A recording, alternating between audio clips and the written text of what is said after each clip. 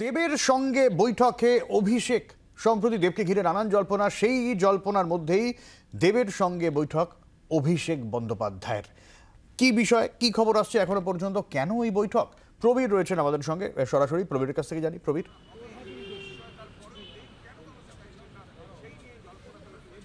দেখো সব্যসাচী, যে ঠিক 4টের সময় অভিষেক বন্দ্যোপাধ্যায় তার যে অফিস ক্যামাক স্ট্রিটের অফিস সেখানে এসে পৌঁছান এবং 4:30-র সময় নির্ধারিত সময়ে তৃণমূল কংগ্রেসের সাংসদ দেব অর্থাৎ দীপক অধিকারী তিনি কিন্তু ক্যামাক স্ট্রিটে অভিষেক বন্দ্যোপাধ্যায়ের অফিসে এসে পৌঁছেছেন এবং এই মুহূর্তে যেটা জানা যাচ্ছে যে দুজনের কথা হচ্ছে এবং এই কথার কেন প্রয়োজন হয়ে পড়লো তার সেটা জানতে হলে সেই একটু পেছনে যেতে হবে কটা দিন। যে প্রথমত দেব তিনি নিজে যে সংসদে দাঁড়িয়ে কখনো ইনস্টাগ্রামে, কখনো সংসদে দাঁড়িয়ে, কখনো কলকাতায় ফিরে তিনি বারবার একটা বিষয় যেটা প্রকাশ করেছেন, যেটা আলোচনা চলছে, দেব হয়তো আর এই যে 2024-এর লোকসভা নির্বাচন সেখানে তিনি দাঁড়াতে চাইছেন না বা দাঁড়াবেন না। একদিকে তিনি বলছেন যে সংসদের আর কয়েক ঘন্টা বাকি এবং কলকাতায় এসে বলছেন যে তিনি চাইলেই যে দাঁড়াবেন না এরকম কোনো ব্যাপার নয়, যে মমতা বন্দ্যোপাধ্যায় ঠিক করবেন কি করবেন, কিন্তু তিনি যে নিজে দাঁড়াতে চাইছেন না বিভিন্নভাবে কিন্তু তিনি ইঙ্গিত দিয়েছেন বলে মনে করছে রাজনৈতিক মহল।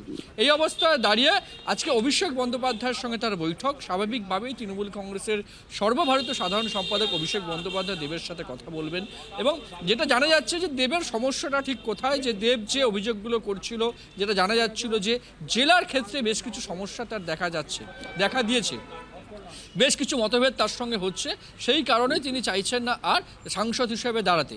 এবং তার আগে এই জল্পনার আগে কিন্তু দেখা গেছে জল্পনা সবার আগে উস্কে দিয়েছেন দেব, যখন 3টে নির্ধারিত কমিটি থেকে তিনি পদত্যাগ করেছেন সেই সময় থেকে কিন্তু এই জল্পনা চলছে। এই অবস্থায় দাঁড়িয়ে দেব কি সত্যি দাঁড়াতে চাইছেন না?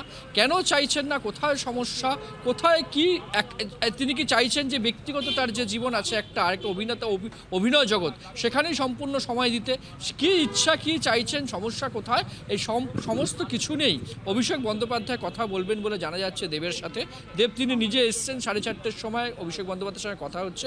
এখন দেখার বিষয় যে শেষ পর্যন্ত যে অভিষেক বন্দ্যোপাধ্যায় দেবকে কি বলছেন, দেব অভিষেক বন্দ্যোপাধ্যায়কে কি বলছেন, শেষ পর্যন্ত একেবারেই তৃণমূল কংগ্রেস থেকে সরে দাঁড়ান কিনা আর নির্বাচনে দাঁড়ান কিনা এই প্রশ্নগুলো যেমন ঘুরপাক খাচ্ছে, সেই জায়গায় দাঁড়িয়ে আজকের এই বৈঠকের পর দেবের যদি সত্যি কোথাও অভিমান থেকে থাকে দলের প্রতি বা জেলা নেতৃত্বের প্রতি, সেই অভিমানের বরফ গলে কিনা সেটা দেখার বিষয়। এবং অভিষেক বন্দ্যোপাধ্যায় কি বলছেন আগামী দিনে চলার ক্ষেত্রে, একসঙ্গে চলার ক্ষেত্রে দেবকে, সেটাও কিন্তু দেখার বিষয়। অনেক ধন্যবাদ প্রবীর।